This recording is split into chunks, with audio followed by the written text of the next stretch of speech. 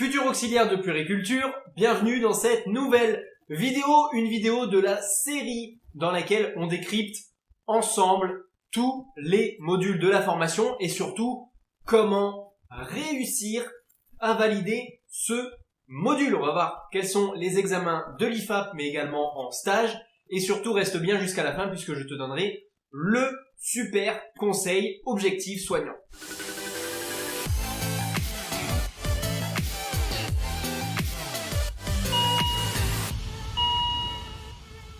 Alors aujourd'hui, on s'attaque au module 10, un module qui va durer 70 heures de formation, donc qui n'est pas négligeable, qui va traiter du travail en équipe pluriprofessionnelle, qualité et gestion des risques. Alors ce module 10, il complète le bloc 5 de compétences, travail en équipe professionnelle et traitement des informations liées aux activités de soins, à la qualité et à la gestion des risques. Tout de suite, dans ce module 10, on va voir quelles sont les 3 parties distinctes de cours et je vais te donner rôle de la paix, objectif pédagogique et des exemples de cours.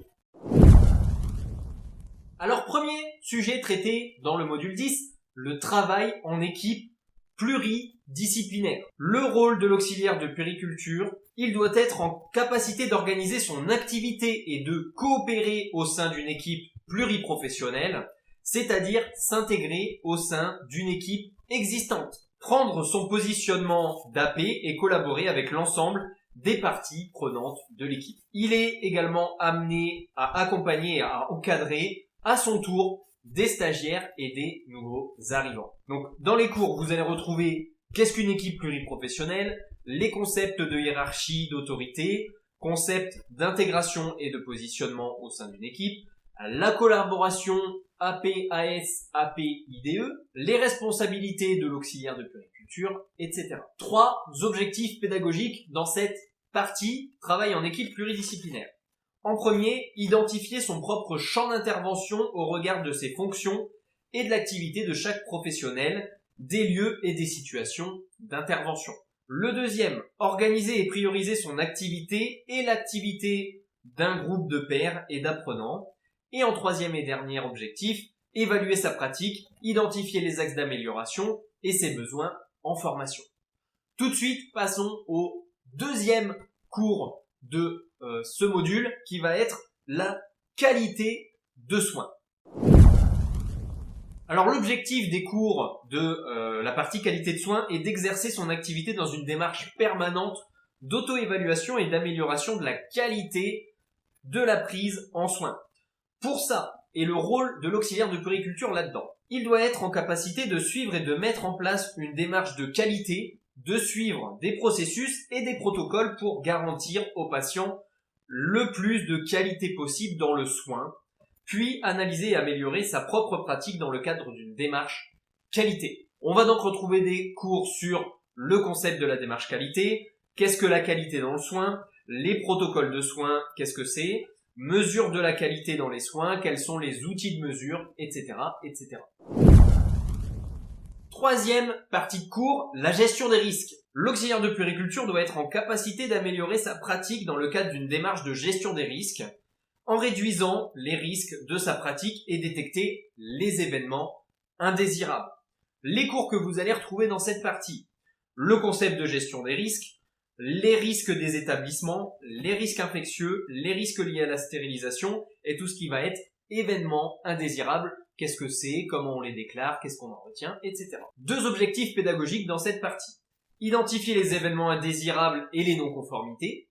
Et en deuxième lieu, identifier les actions contribuant à la qualité et à la gestion des risques et à la prévention des risques professionnels dans son champ de compétences. Donc, c'est pour cette partie cours, vous l'avez compris, divisé en 3 parties, gestion des risques, qualité de soins, travail en équipe pluriprofessionnelle, et tout de suite, je vous dis quelles sont les évaluations et comment les réussir.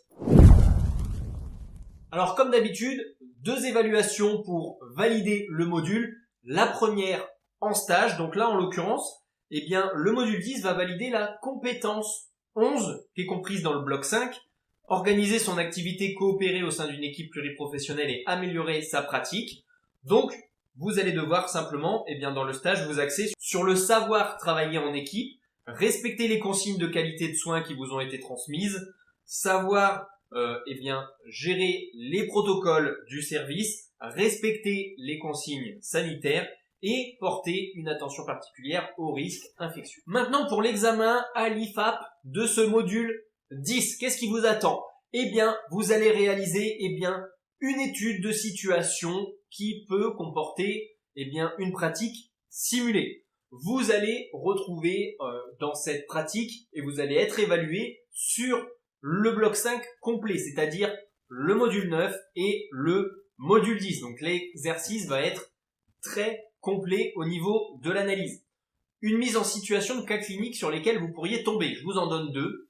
Exemple numéro 1, on vous confie un certain nombre de patients avec chacun ses spécificités. Donc vous allez retrouver à l'écrit un paragraphe par patient par exemple. Vous allez devoir planifier votre journée ou votre semaine qui peut être complété et juxtaposé avec le planning d'autres professionnels. Donc c'est un travail réalisé bien évidemment à l'écrit. Deuxième exemple, on vous décrit une situation de soins. Il va falloir sous la forme d'une APP, donc une analyse des pratiques professionnelles, repérer de votre analyse les points marquants de qualité de soins, de gestion des risques, d'organisation d'équipes soignants qui vous interpellent, soit en bien, soit en mal. Donc généralement là c'est pour repérer le mal et rappeler derrière les bonnes pratiques, les normes, etc. Donc c'est vraiment les 2 aspects que pourrait prendre cet exercice écrit. Alors si on regarde les recommandations pédagogiques qui sont faites par le référentiel aux IFAP, on retrouve 2 points. Déjà on nous dit d'aborder les différents lieux d'exercice, donc à domicile, en établissement hospitalier, en EHPAD, etc. Donc on peut avoir une diversité dans les sujets de ce module. Et la deuxième chose intéressante, c'est qu'on peut utiliser à partir d'aujourd'hui des outils numériques qui permettent un apprentissage plus proche du réel, à savoir une réalité virtuelle, un mock, un serious game, etc. Donc vraiment, on va chercher pour vous évaluer à être de plus en plus dans des situations et dans des cas cliniques réels. En tout cas, c'est ce qui est recommandé à l'IFAP, bien évidemment. Les 2 modèles que je vous donne avant sont ceux qui sont le plus souvent conservés et utilisés. Maintenant, le super conseil objectif soignant. Dans tout cela, dans tout ce module 10, ce qui va être hyper important et ce que vous devez faire, c'est avoir vraiment des connaissances théoriques très solides sur les 3 points que je vous ai dit. Alors pour le travail en équipe, c'est plus simple puisque ça se vit au quotidien. Maintenant, pour tout ce qui est gestion des risques et tout ce qui est qualité dans le soin, il y a énormément de choses à connaître par cœur et vous allez être obligé d'avoir une bonne base de connaissances sur laquelle vous allez devoir appuyer votre analyse dans votre écrit. Donc vraiment, révisez bien cette partie. Voilà, j'espère que cette vidéo vous aura orienté sur les examens du module 10 et comment les réussir. Vous retrouvez toujours nos fiches de révision sur l'ensemble des 10 modules disponibles juste en haut et également vous pouvez rejoindre dès maintenant d'autres étudiants auxiliaires de puériculture dans la seule newsletter privée qui vous donne des conseils sur mesure. Vous retrouvez tout dans les liens ou en description. C'était Geoffrey pour Objectif Soignant et on se retrouve très vite dans une prochaine vidéo de conseils. Ciao.